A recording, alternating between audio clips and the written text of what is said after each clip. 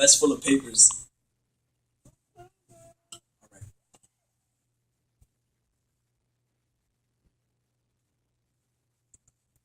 Proverbs 18:21. Death and life are in the power of the tongue, and those who love it will eat its fruits.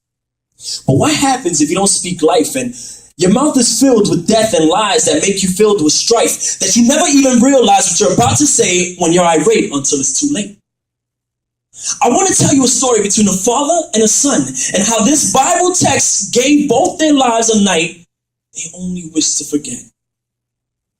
The dad's walking around his house. Where is he? Didn't I tell him to be home by now? This is how he treats me when I let him go out? I'm going to put a stop to that and give him a good smack to the face for making me feel disgraced, and now it's time to put him in his place. Oh, look at who decided to show up. Do you see the time? What time did I tell you to get home?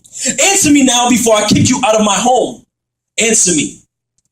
The son looks at his dad. He says, look, Dad, I don't have time for this. I'm not a child. I'm 18 years old, all right? Give me my space. You want your space? So he smacks him in the face, and apparently someone needs to be put in their place. The son gets up,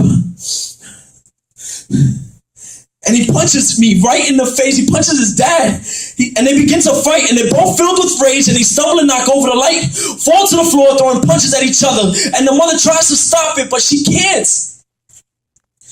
Now they're both barely breathing, and as they're gasping for air, the dad says, I want you out of my house. I wish you were dead. The son looks at his dad, and with a frown, he says, I hate you.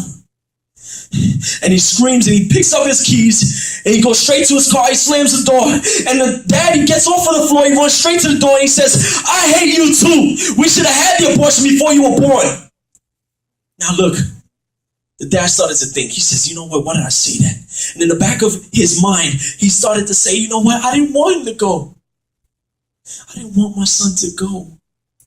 He says, I am the man of the house. I need to be respected at all times.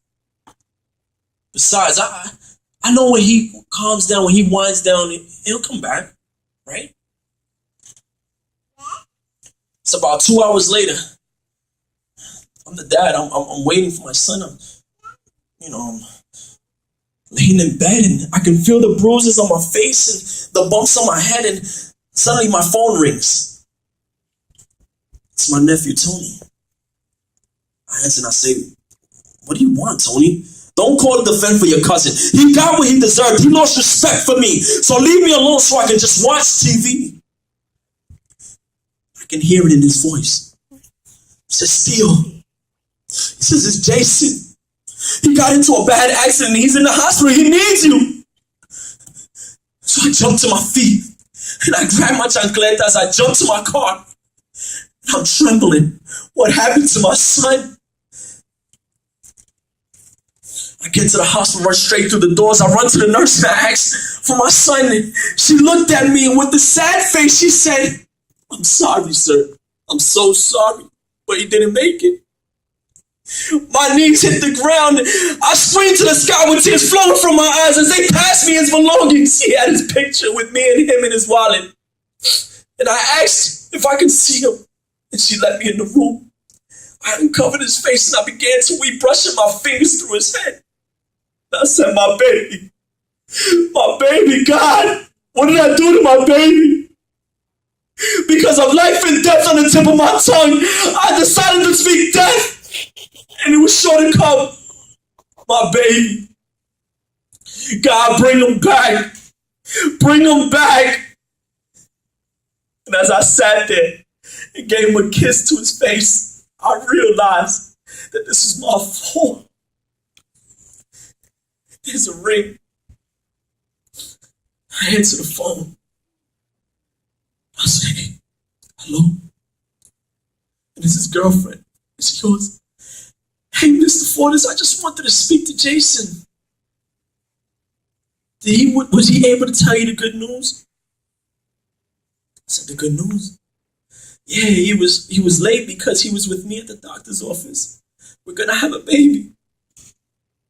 And I looked